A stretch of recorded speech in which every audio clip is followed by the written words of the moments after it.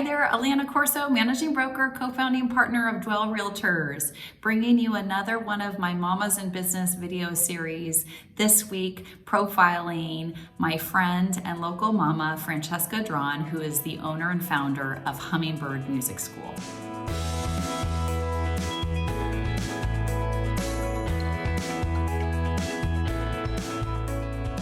I'm excited to welcome Francesca here this morning, who is the founder of Hummingbird Music School. For those in our audience that don't know about Hummingbird, why don't you tell us what it is? Sure. So thanks for having me. This is really exciting. Hummingbird is a music school, and we are based locally in San Carlos. It was founded in San Carlos.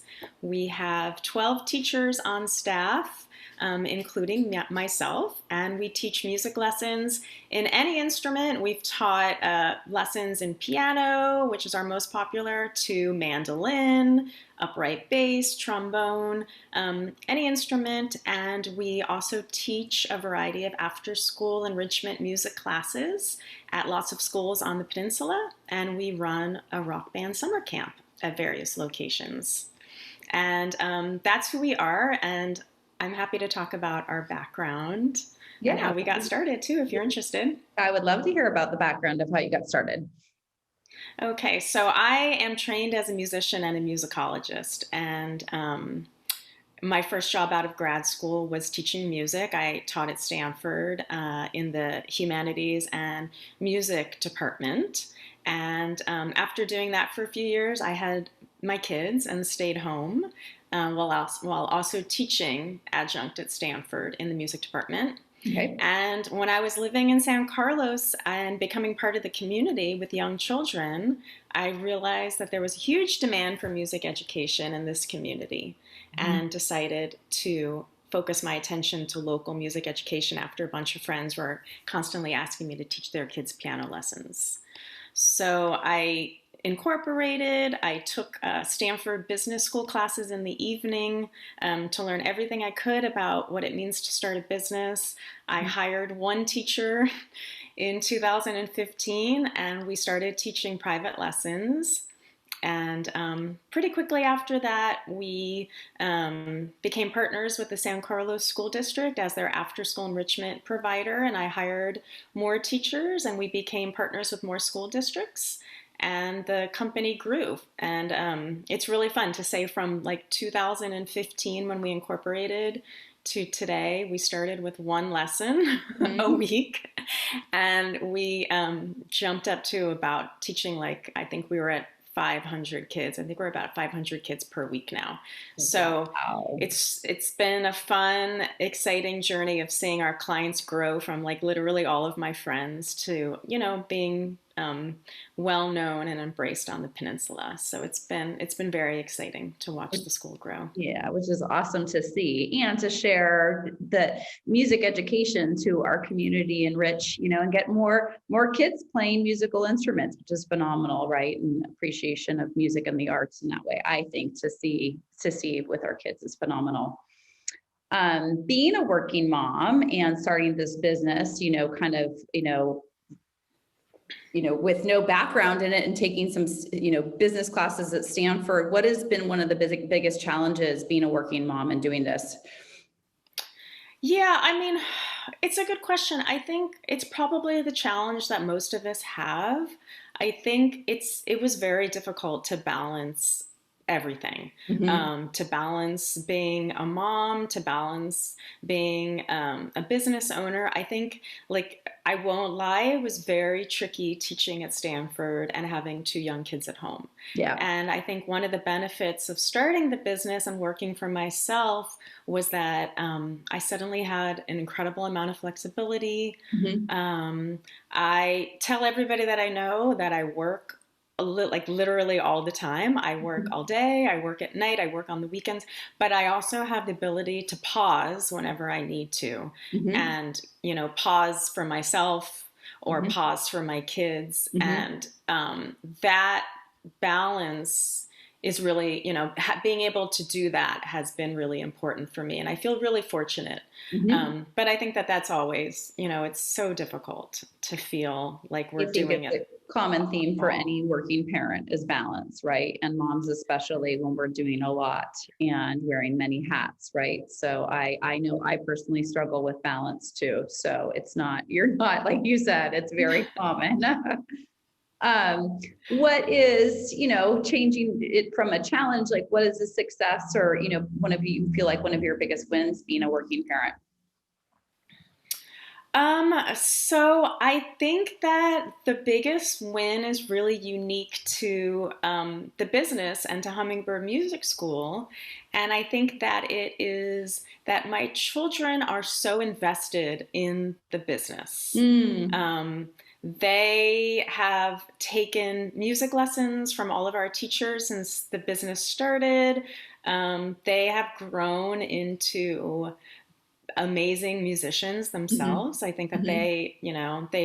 they've really become great musicians, and I think that they are so interested in the Mhm. music school and so invested in what we're about and who we are and how we grow. And I think as a mom, it's really cool. As a working mom, it's Mhm. really cool to kind of like share that with my kids. So I Yeah. would say that that's a huge win. It Yeah. just seems very unique to running a music school, and really fun Mhm. and cool. Yeah, it'll be interesting to see as they get older and, enter adulthood themselves, like if they want to partake more into it, right? Like to be in, I mean, it eventually could potentially be instructors themselves, right? I mean, obviously Totally. What? passion and the musical skills, right? So it's like, if you want to translate to, or, help you run it and own it. I mean, it could be really cool to see how that unfolds. Yeah. I mean, it's fun to bounce ideas off of them already. They kind of hear all sorts of ideas and give Yep. me some cool feedback, since our Yep. audience is basically the same age as my kids. And yeah, like last summer, Ethan was a helper with Rock Band Camp. So they do come in and they do feel a part of it, which is Yep. really, really great. Yes. I love that. Do you have any? I think I'm always trying to look for efficiencies and ways I can do things better. Do you have any tips or tricks that work for you being a working mama that you would say, I do this and it works for me? Yeah, so I think when I was thinking about my biggest tip for being a working mom, I don't think it's so much about efficiency because I'm not sure how efficient I am. But I would say, unfortunately, um, I think the biggest tip that I would give, and it's something that has really just created a wonderful situation for me, is that I rely a lot on my network of close friends. Mm. And they are all working moms themselves. Hmm. And they are, um, my tip is to rely on friends. And I think my friends have been a source of inspiration. Hmm. They are my sounding boards. We talk about the business a lot, and some of the best ideas for Hummingbird came like when I was hiking with Hmm. friends or coffee with friends. Whenever I have a challenge, they help me through it. When I lean on them and I share my experiences of being a Hmm. working mom with my friends. And I think that's really been important. I think it's actually vitally important that working moms share our experiences with one another. So I think that's my tip.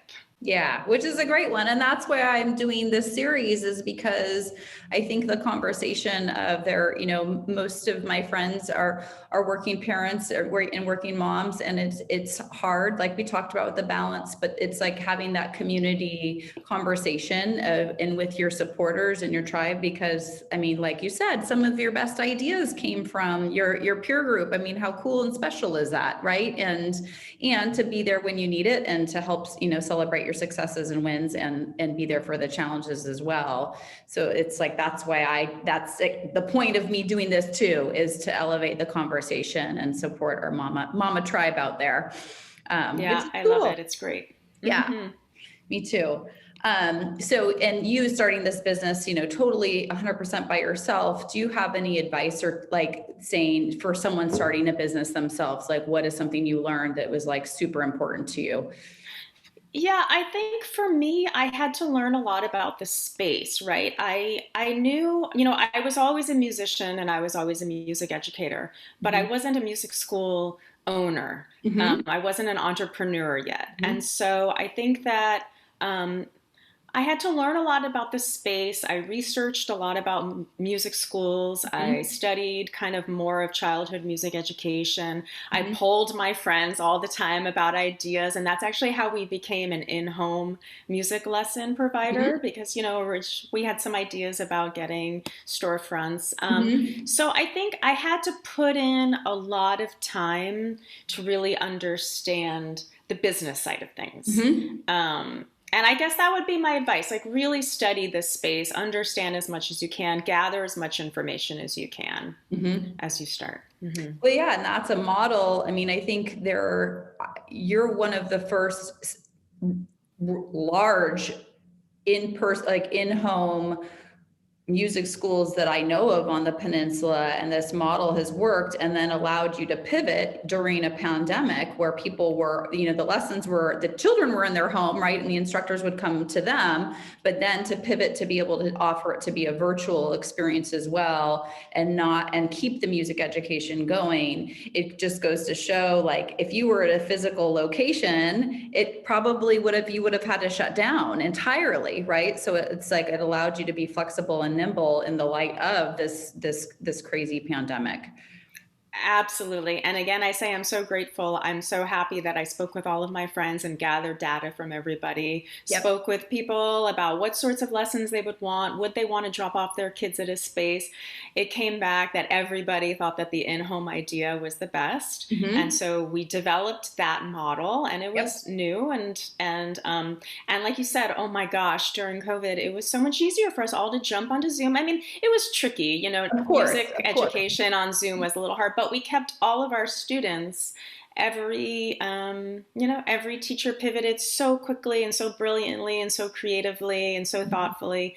And, we just had our spring recital on Zoom over the weekend, and we watched almost 100 kids perform beautifully.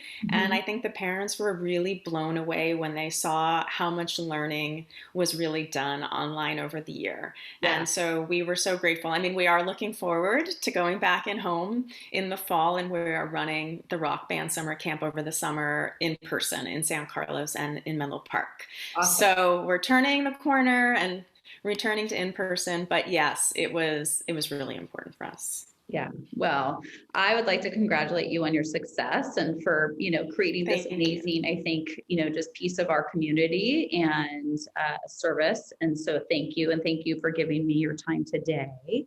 So Oh, I'm you are grateful so to know welcome. you and for what you bring to our community. So thank you. Thank you so much. And I wanted to thank you also. You've been a supporter of Hummingbird since the beginning. Yeah. Thank So you. I thank you know. so much for Thank you. supporting us. I'm Yeah, happy it's been to. fun. Awesome. Well, thank you. Thanks so much for tuning in to my interview with Francesca Draughon, who is the founder and owner of the amazing Hummingbird Music School. If you would like any more information about the music school, you can check out their website at hummingbirdmusicschool.com, showing it here also for you. It's a great, awesome resource for music education for the children in our community, and highly recommend them. I've had two of my kids are Hummingbird Music School students and have loved their lessons. So love to support our local mamas. If you have any questions or if you have a business you'd like me to highlight in my Mamas in Business series, reach out to me anytime. And I look forward to seeing you next week. Take care.